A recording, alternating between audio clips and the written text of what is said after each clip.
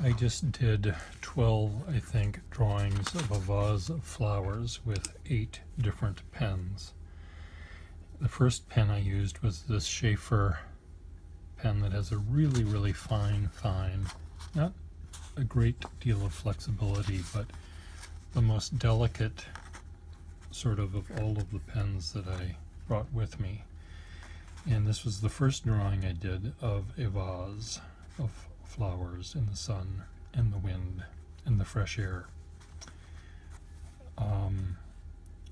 I rotated the vase, I don't know how many degrees, 360, 36 degrees maybe, a tenth of the way around, and picked up a different pen, a Schaefer Triumph nibbed pen, and came up with this drawing.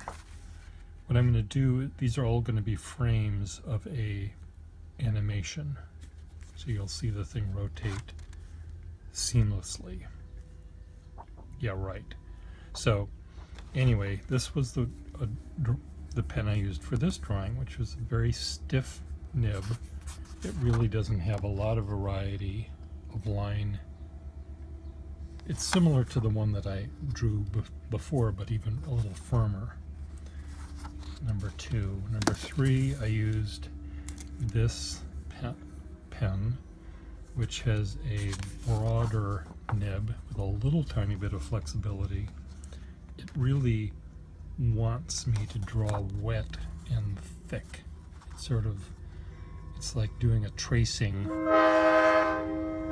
Was that really necessary? A tracing of a delicate engraving using a big fat magic marker.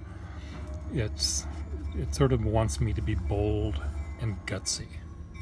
So that's how I drew the vases. Again, I rotated it slightly. Waterman Taperite, this pen is sort of stepping back from the last pen a little bit. A little bit of flexibility from thick to thin lines. You see the variety of line weight right there. Wants me to draw with a little bit more detail, but not as much as the first pen I had. It sort of wants me to draw sketchily. It's a very loose, slippery kind of a nib. It sort of wants me to be imprecise. There's something about the nib that wants me to be a little messy, I guess. The Parker VS. This pen wanted me to be a little bit more exact. There was something about the fineness of its nib that wanted me to pay attention and draw more carefully. Some line weight variety there, from thick to thin, you see there, but there was something about the nib that sort of demanded that I pay attention. Skywriter. This was another pen that sort of wanted me to be loosey-goosey. Again, it was a very broader nib, which goes from broad to broader, loud to louder. And it didn't let me draw with detail because it was too dark. So I had to draw with fewer details and draw larger sort of masses of value. If I drew with a lot of details, it would just end up getting too dark. So I had to leave details out. And that's what happens sometimes when you use certain pens. You can't draw details. 3V. The Waterman. This was the most delicate nib. I could draw relatively fine fines and relatively broad broads. It also didn't want me to be precise. It wanted me to be a little loose and loosey-goosey on this one. So again, that was a slightly different experience. This is the Moppy skyline, the skyline with the most variety. You know, I can get some fine fines and some broad broads, but it's a little sloppy. It's like someone described a pen like this as being an alcoholic. Well, this is just being drunk.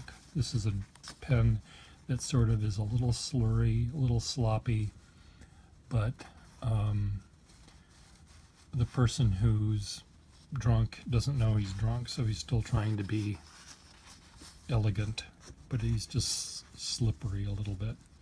And that's what this pen is like. It's a little slippery, but fun, a lot of fun. And now I'm back to the green Schaefer, the Schaefer I started with. Again, it tightens me up.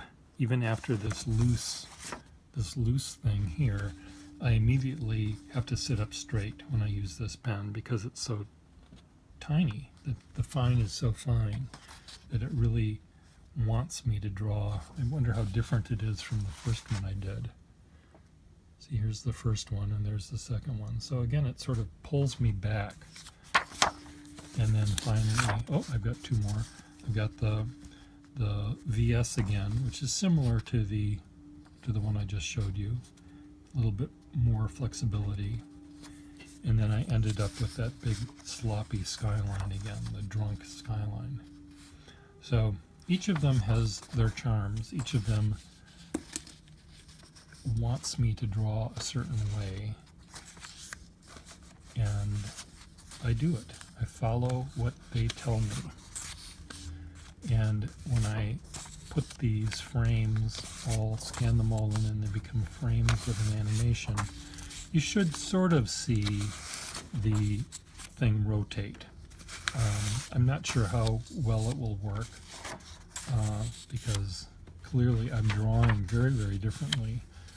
If I use the same pen all the time, you might see it rotate better, but here you'll see something entirely different.